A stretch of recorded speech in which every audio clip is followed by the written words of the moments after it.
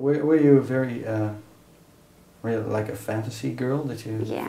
fantasize a lot? Yeah, I was always like the princess, like I always thought I was the princess like stuck under the tree and like no one knew where I was. I was locked away there by someone who had never come back, and so that was my whole deal. It's kind of left to my own devices, and I had like a little pond that was my own, and it had red leaves in the bottom, and so, or these red weeds, so it was red and it was really weird, but that's where I lived. Okay. Well, was growing up hard for you, or getting out of, getting away from the farm? I know, I think I was always really nostalgic before, and I always knew that I could never come back. Like, I somehow knew that even when I was like 7 years old. I thought, life is just a fleeting, brief moment, and I kind of knew that at a really young age. So I used to just cry about it, like knowing that I would leave and it would never be the same, and I would have to leave my family and leave, and I always had that mentality of I'm going to have to go and never come back, so I was always sad. You knew that as a kid? Someday I'm going. Yeah, I just go. really young. I mean, I used to have Batman dolls, Batman and Robin. Yeah.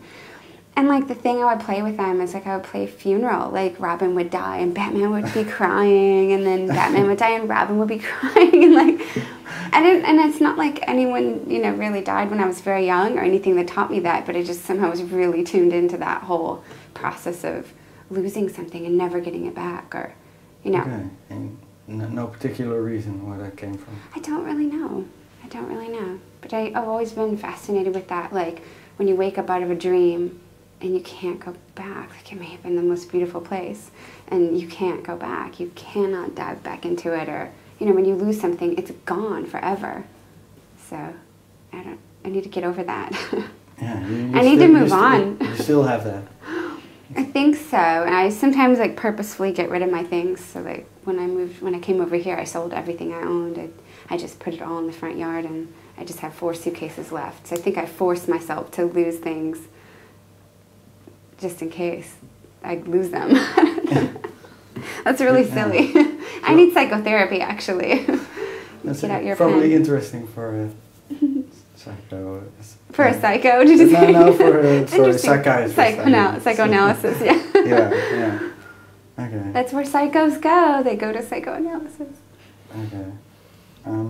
Back to when you were young, you really found a guitar around the house? Yeah, up in the attic, and it was really, really old, and so like the tuning pegs didn't tune, so I had to get, there's actually a home movie of me tuning my guitar with a wrench, like, a wrench. Yeah, okay. Just kind of trying to tune it because they wouldn't move, so I just kind of left them where they were and just made up songs. But how did you learn to play?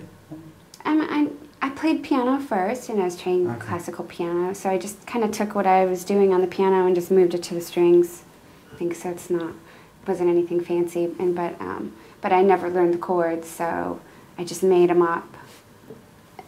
You made them up? Yeah. Okay. I mean, it didn't. When I found it, it was like a secret. No one knew I found it, so if I was up there pressing different strings, it was really organic, kind of, because I'd never seen anyone on the house playing it or anything, so I just kind of would make it sound pretty, and then I would do stuff down here. Yeah. It's really... Okay. I eventually got a book, though, and I learned, like, G and C. Yeah.